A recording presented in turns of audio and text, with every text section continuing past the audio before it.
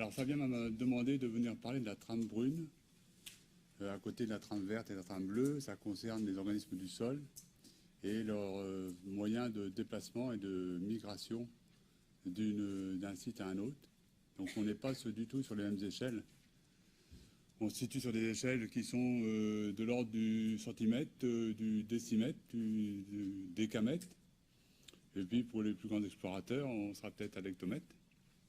Donc voilà, on va repositionner ça et je ne vais pas forcément peut-être parler que d'espaces cultivés. Par rapport au sol, le sol, vous connaissez de quoi il est composé, de structure, donc d'une texture très hétérogène. Mais entre ces pleins, il va y avoir des vides, et ces vides vont constituer des habitats pour justement une biodiversité très nombreuse qui va occuper ces différentes porosités. Et on aura les micro-organismes de très petite taille.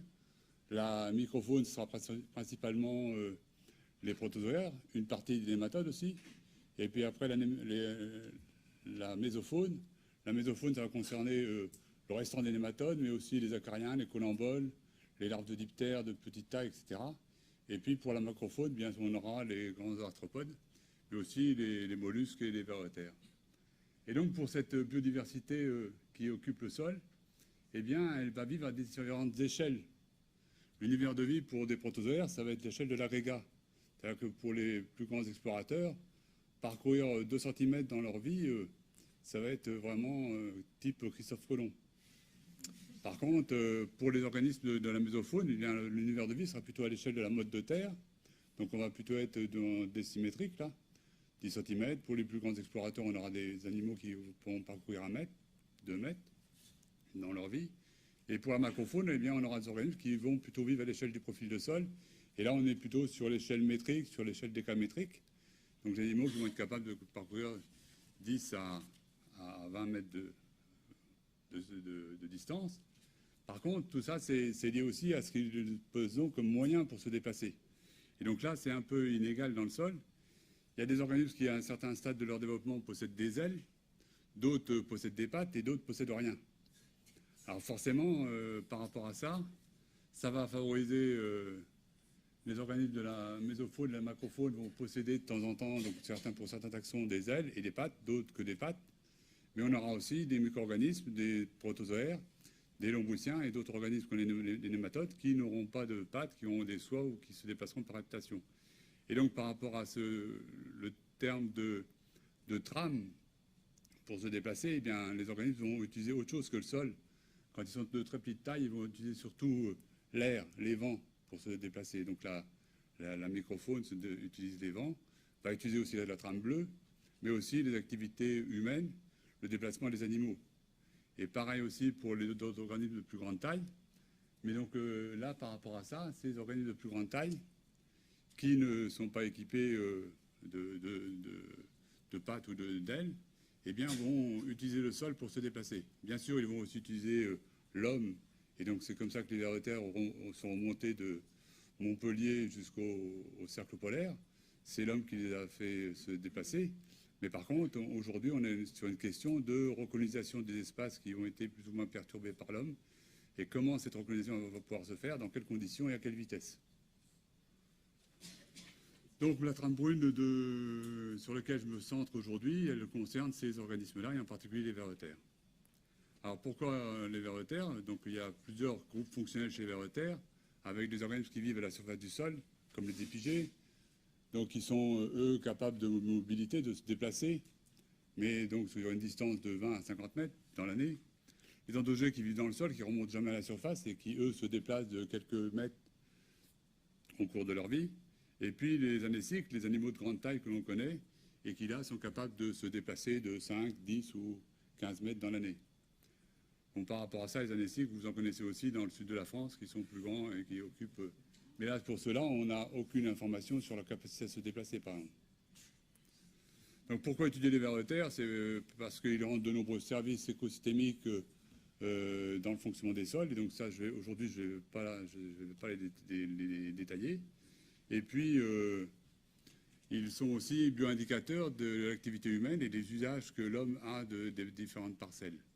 Et donc c'est là où je vais un peu vous exposer comment justement la conduite des systèmes agricoles eh bien, a des conséquences sur l'abondance et la diversité des nourriciens. Donc l'idée, c'est d'arriver à construire des référentiels pour justement savoir si on est face à des parcelles qui sont démunies ou qui ont un appauvrissement de cette biodiversité lombricienne. Donc par rapport aux données qu'on a à l'échelle nationale, il est possible de voir des résultats sur le site de l'ONB, donc l'Observatoire national de biodiversité, où en utilisant différents protocoles, aussi bien la moutarde que le test bêche, eh bien, vous constatez qu'il y a plus de vers de terre dans les systèmes prairiaux. Et oui, donc les vers de terre ont été bénéficiaires de la disparition de la forêt au profit des prairies et des zones agricoles jusqu'à un certain temps de notre évolution. Et par contre, vous voyez que dans les systèmes cultivés, comme dans les grandes cultures en jaune ou dans les vignes, eh bien, on a moins de vers de terre. Et donc, ce qui est remarquable, c'est que nous avons aussi commencé à explorer les milieux urbains. Et donc là, face à l'hypothèse d'un désert, on s'aperçoit qu'on n'est pas devant un désert, mais au contraire devant potentiellement des réservoirs de biodiversité. Et si on regarde la diversité, donc là, c'est un tableau un peu complexe, mais on se centrera sur les couleurs. En vert, vous avez les systèmes urbains. Donc ça, on a exploré Marseille, Toulouse, Nantes, Paris, Nancy et Rennes. Donc sur 6 villes, nous avons trouvé 52 taxons différents sur les 110 espèces présentes en France. Alors qu'en ayant exploré toutes les vignes de France et de Navarre aussi, on n'a trouvé que 26 taxons. Et en explorant les grandes terres céréalières, on a trouvé que 17 taxons. Donc si aujourd'hui on se pose des questions à savoir si les activités humaines ont des conséquences sur la diversité lombricienne, eh bien là on a une démonstration qu'on a une perte des 2 tiers de la biodiversité lombricienne entre les sols cultivés assez profonds et les terres des villes qui sont généralement situées aussi au centre de ces milieux très propices. Donc maintenant, la question qui est, comment restaurer? Comment va-t-on restaurer les communautés lombriciennes dans les sols? Donc la première chose, c'est de modifier les pratiques pour stimuler les communautés qui sont encore présentes dans la parcelle. Donc ça, c'est ce qu'on a entendu ce matin aussi, c'est les pratiques agroécologiques qu'il faut développer. Mais par contre, il faut aussi peut-être tenir compte de l'environnement et possible qu'il y ait une colonisation naturelle, donc des parcelles voisines qui permettent de remonter la biodiversité de cette parcelle. Et sinon, dans un cas très contraint, par exemple en zone urbaine, eh bien, d'arriver à faire des inoculums de lombriciens bien ciblés. Et donc, moi, je vais me focaliser sur cette colonisation naturelle des parcelles voisines en me posant la question de savoir si qu'est-ce que c'est que la continuité et la discontinuité pour un ver de terre à l'échelle de certaines parcelles. Donc là, je prends une parcelle classique dont on a entendu parler ce matin, 4 hectares. C'est la maille maintenant des nouveaux bocages qu'on reconstitue. Et donc, à côté de ça, je représente la capacité de déplacement d'un ver de terre au cours de l'année. Et donc, pour pouvoir traverser la parcelle, déjà, il lui faudra une dizaine d'années. Bon, après, pour arriver sur la bordure, en fonction de la bordure, du type de bordure, si c'est des graminées, si c'est un talus, si c'est une haie, etc. Donc il y aura peut-être un frein à son déplacement. Mais aussi, ça sera aussi forcément, on va se poser des questions de savoir quels vont être les échanges avec les parcelles voisines, selon aussi la nature des parcelles voisines. Donc aujourd'hui, la trame brune pour les vers de terre, eh bien, on en est à ces questions-là un peu, du genre, les déplacements intra-parcelles prennent déjà du temps, mais par contre, au cours des 50 dernières années, comment les communautés ont pu migrer d'une parcelle à une autre en fonction de l'environnement. Donc là, je change d'environnement, mais je me pose aussi les mêmes questions. Comment les pratiques et donc les usages des sols peuvent aussi modifier après les communautés, mais modifier aussi les flux géniques.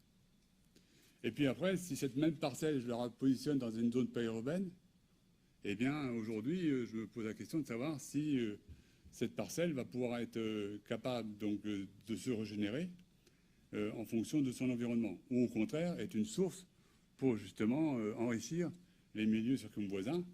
Et surtout, je me pose la question de savoir si elle est capable de permettre la réinstallation des lombriciens dans une parcelle qui est de l'autre côté de la route, par exemple. C'est tout simple, mais bon, c'est un peu c'est des questions un peu primaires, mais excusez-moi par rapport à ça. Donc là, j'ai essayé de faire un peu une liste des discontinuités que j'ai identifiées pour les vers de terre, partielles, parce en considérant que à partir du moment où il y a deux bordures ou trois bordures dans la parcelle qui va justement empêcher les vers de terre de pouvoir migrer d'un espace favorable à un autre espace favorable, eh bien, ça va induire une limitation des flux géniques et donc une limitation aussi de la localisation et des fonctions qui vont être ou non rénovées dans les sols. Et donc, si on a des discontinuités totales, par exemple les arbres en caisson, ça, il y a une autre discontinuité verticale partielle, c'est les arbres en caisson, mais qui sont maintenant avec une continuité latérale. Et donc, ça pose des questions de savoir quels sont les systèmes les plus intéressants. Donc, en bas, c'est un peu simple. Ici, on a le sol naturel en place qui n'a jamais été remanié dans des espaces naturels ou des espaces agricoles ou des jardins. Et puis ici, les sols qui ont été plus ou moins remaniés de manière plus ou moins importante, qui sont reconstruits avec ou sans matière organique. Et donc, ça ici, on est dans l'espace ruraux, dans l'espace urbain ou les espaces périurbains. Et donc, j'ai établi un gradient de contraintes qui peuvent s'exercer sur justement la restauration des communautés nombriciennes. Et donc, j'arrive à un schéma théorique de ce genre-là. Et donc, ce schéma va nous permettre, nous, de nous poser des questions et des hypothèses de manière à pouvoir après aller étudier ces questions-là.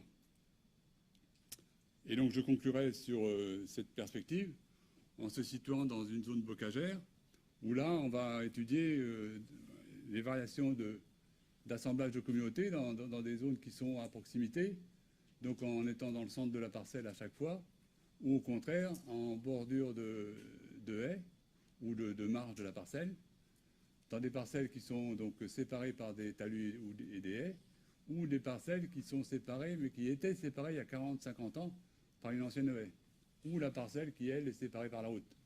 Donc aujourd'hui, on a quelques connaissances sur l'assemblage des communautés, et comment elles se différencient. Elles se différencient surtout en fonction des usages historiques de ces parcelles. Et par contre, pour une même espèce, on n'a aucune notion sur les flux géniques qu'il peut y avoir eu entre la population qui se trouve dans cette parcelle-là par rapport à celle-là, ou dans celle-là par rapport à celle-là. Et notre hypothèse, c'est que, eh bien, on espère démontrer que ici, il y aurait eu un plus grand flux génique que dans cette zone-là. À voir. Et donc, on se pose la même question aussi en ville. Voilà, j'ai terminé.